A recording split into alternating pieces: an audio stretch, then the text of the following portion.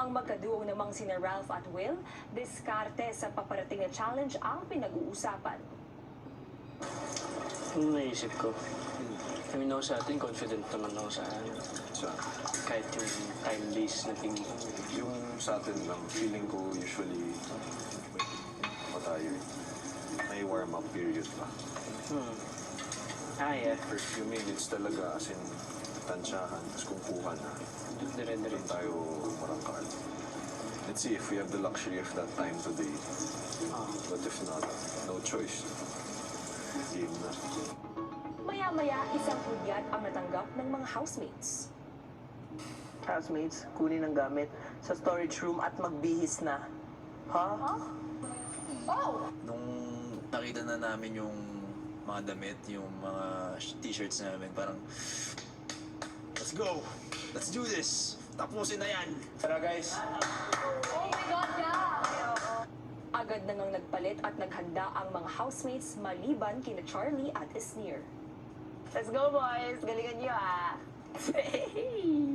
Maya-maya pa, nagtungo na ang housemates sa kanilang challenge area.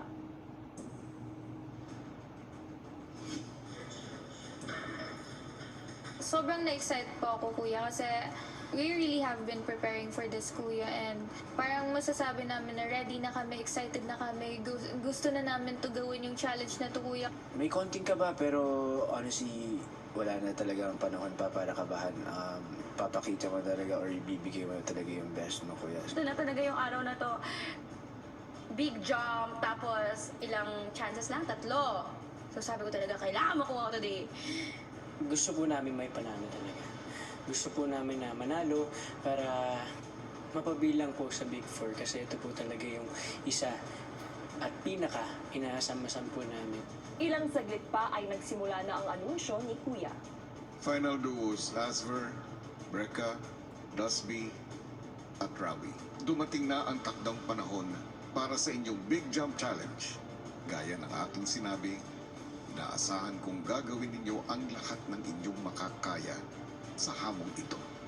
Dahil ang duo na magwawagi dito ay ang ikalawang duo na mapapabilang sa Big Four kasama ng Chares.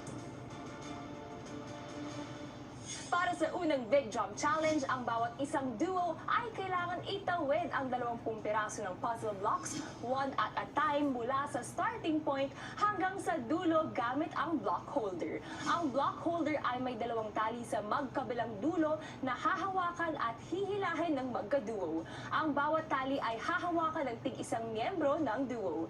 Sa tawiran ng wooden blocks ay may mga save points at kung mapaabot dyan ang wooden block na kanilang tinatransport at mahulog at any point after the save point, doon na sila muling magsisimula sa paghila.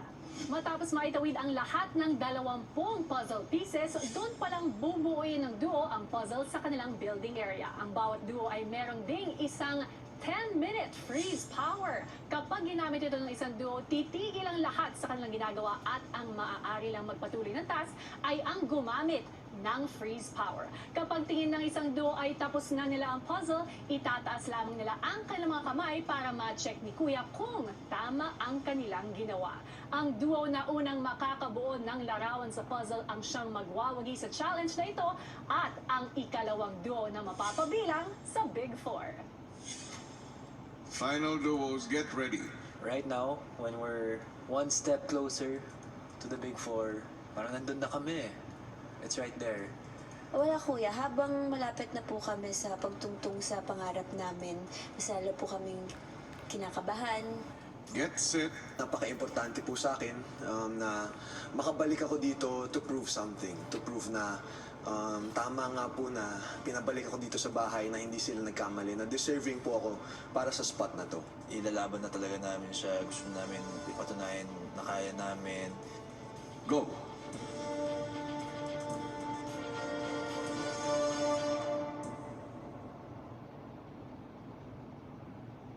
Kapuso plus kapamilya. Panalong collab talaga. Panalo rin ang mga cash prizes na naghihintay sa Big